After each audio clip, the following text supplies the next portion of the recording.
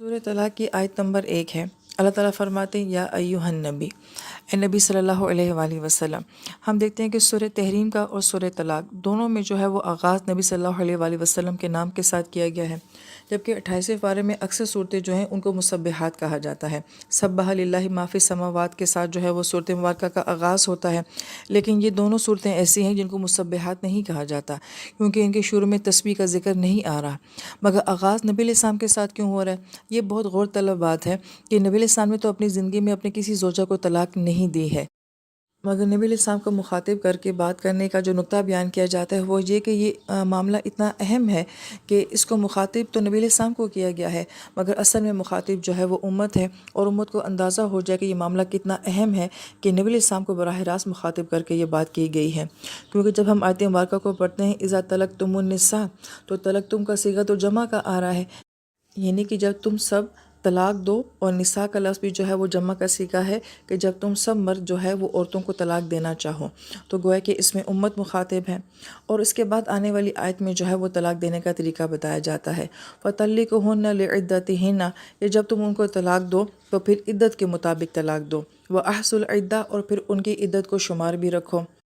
طلاق کا جو معاملہ ہوتا ہے اس کا تعلق فقہ کے مسائل کے ساتھ بہت زیادہ ہوتا ہے، اور اس میں بہت زیادہ تفصیل بھی ہوتی ہے، اس لیے اس کی تفصیل تو تفسیر میں نہیں بتائی جاتی ہے، لیکن جو اصولی بات ہے وہ طلاق کے متعلق تفسیر میں بتا دی جاتی ہے، اور اس آیت مبارکہ میں طلاق دینے کا جو شرعی طریقہ ہے وہ کیا ہے وہ بیان کیا گیا ہے۔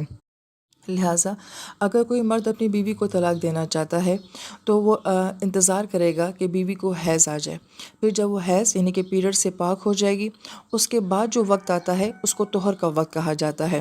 لیکن اس مہینے میں وہ مرد اپنی بیوی سے کسی قسم کا حق زوجت ادا نہیں کرے گا، اور اس مہینے میں پھر وہ اپنی بیوی کو ایک طلاق دے گا۔ پھر پورا مہینہ گزرنے تک اس کو اس بات کا اختیار ہوگا کہ وہ اپنی بیوی کے ساتھ رجوع کر سکتا ہے، اور رجوع کرنے کے لیے کوئی خاص عمل نہیں کرنا پڑتا۔ اگر وہ آپس میں بات چیت کرنا شروع کر دیں، نارمل ہو جائیں، تو اس کا مطلب ہوگا کہ یہ رجوع ہو گیا ہے، یعنی کہ کوئی بھی عمل ایسا ہو کہ جس سے حالات نارمل ہو جائیں تو وہ ان کا رجوع کہلائے گا۔ لہٰذا وہ طلاق جو کہ پہلے مہینے میں اس انداز میں دی جاتی ہے اس کو طلاق رجعی کہا جاتا ہے۔ رجعی رجوع سے یہ ہے کہ اس مہینے میں مرد اپنی بیوی سے رجوع کر سکتا ہے، لیکن اگر مرد یہ چاہتا ہے کہ نہیں میں نے اب اس کو دوسری طلاق بھی دینی ہے، تو پھر وہ دوسری مرتبہ دوسرے مہینے کے پیریڈز کا انتظار کرے گا، پھر عورت اس سے فارغ ہو جائے گی تو پھر وہ دوسری طلاق دے گا، اور اس طلاق کے دوسرے مہینے میں بھی اس کو اختیار ہوگا کہ وہ اپنی بیوی کے ساتھ دوبارہ تعلقات قائم کر سکتا ہے، اور اس طلاق کو طلاق بائن کہا جائے گا۔ مگر یہ طلاق بائن کب ہوگی؟ کہ جب دوسرا مہینہ بھی گزر گیا ہے اور اس نے بھی بیوی کے ساتھ رجوع نہیں کیا ہے، تو اب یہ طلاق بائن ہو گئی ہے۔ اب اگر یہ دوبارہ اپنی بیوی کے ساتھ جو ہے تعلقات قائم کرنا چاہے گا تو اس کو دوبارہ نکاح کرنا پڑے گا، یا لہٰذا یہاں پہ بھی اس کو اختیار ہے کہ بھی وہ اپنا رشتہ واپس جوڑ سکتا ہے، لیکن جب اس کی یہ نیت ہوگی اب میں نے اس کو تیسری طلاق بھی دینی ہے، تو پھر تیسرے پیریڈز آئیں گے اور پھر وہاں سے عورت پاک ہوگی، اور پھر اس کے بعد وہ تیسری طلاق دے گا۔ لہٰذا جب تیسرا مہینہ مکمل ہو جائے گا اور اس نے اپنی بیوی کے ساتھ دوبارہ کوئی تعلق قائم نہ کیا، صلح کی کوئی صورت پیدا نہ ہوئی، تو پھر یہ تیسرا مہینہ گزرنے کے بعد طلاق مغلظہ پڑ جائے گی، اور مغلظہ کا مطلب یہ ہوتا ہے کہ اب ان کا رشتہ جو ہے وہ آپس میں کٹ چکا ہے، اب حلالے کے بغیر جو ہے ان کا دوبارہ رشتہ بحال نہیں ہو سکے گا۔ اور حلالہ بھی وہ ہوتا ہے کہ جو کہ فطری انداز میں ہو، کہ عورت جو ہے وہ کسی دوسرے سے نکاح کر لے، پھر وہ فطری موت مرے، اپنی کسی عذر کی وجہ سے، کسی بیماری کی وجہ سے، کسی حادثے کی وجہ سے، کسی بھی وجہ سے اس مرد کو اگر موت آ جائے، وہ عورت بیوہ ہو جائے، اور پھر اگر یہ دوبارہ اپنا رشتہ بحال کرنا چاہیں تو پھر اس کے بعد حلالہ کے بعد ان کا رشتہ جو ہے وہ جڑ سکتا ہے۔ اور پھر قرآن یہ کہتے ہیں کہ وَأَحْصُوا الْعِدَّةَ، اور عدت کو جو ہے وہ شمار کرو۔ احسو کا لفظ جو ہے وہ حصا سے ہے، ہا سواد یا، اور یہ کنکری کو کہا جاتا ہے۔ تو پہلے وقتوں میں کاؤنٹنگ کرنے کے لیے کیا طریقہ کار ہوتا تھا کہ وہ پتھروں کے اوپر کاؤنٹنگ کرتے تھے، تو گویا کہ یہاں سے اس بات کی اہمیت کو بیان کیا جا رہا ہے کہ مہینوں کی تعداد کا، دنوں کا خاص طور پہ لحاظ رکھنا چاہیے،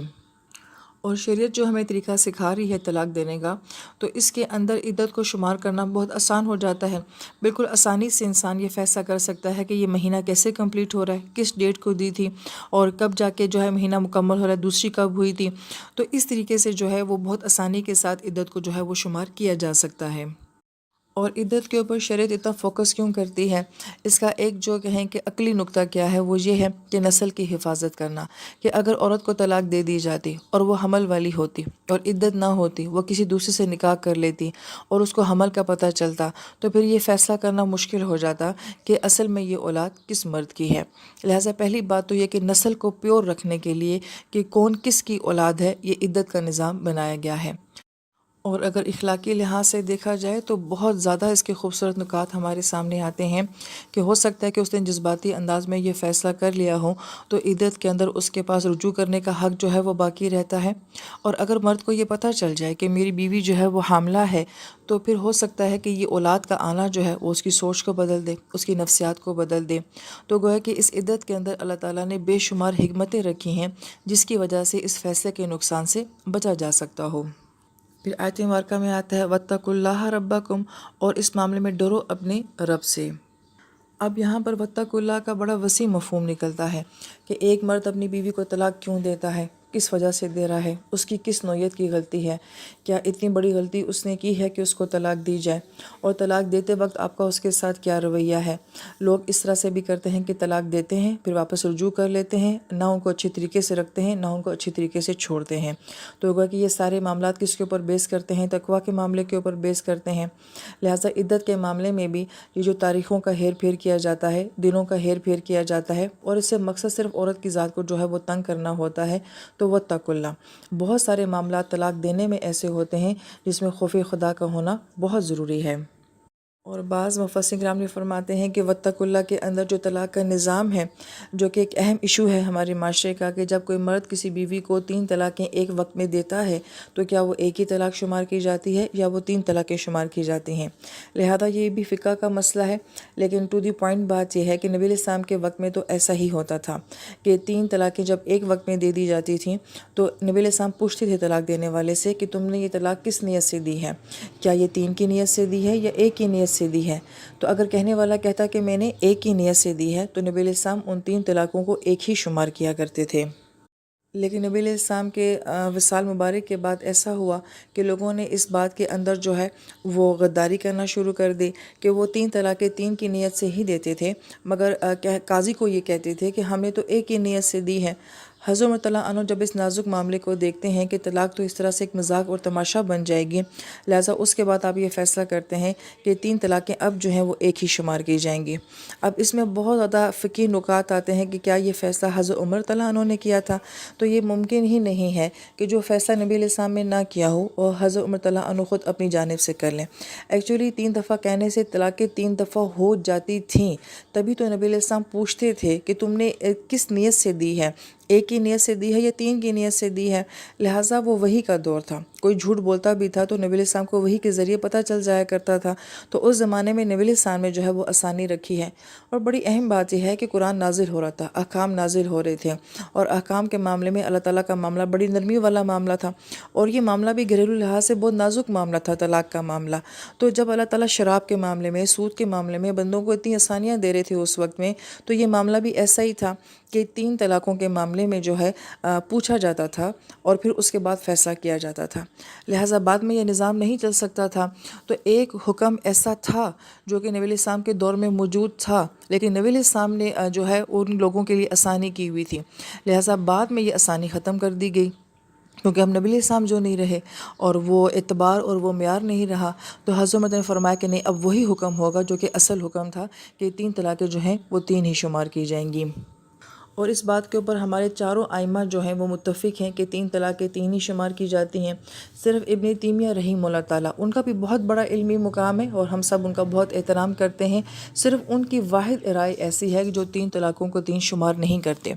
لہٰذا آج بھی وہ سارے مکتب فکر جو کہ 3 طلاقوں کو ایک ہی مانتے ہیں، وہ ابن تیمیہ رحمہ اللہ کے قول کو جو ہے وہ فالو کرتے ہیں، باقی چاروں ائمہ جو ہیں وہ اس بات کو نہیں مانتے۔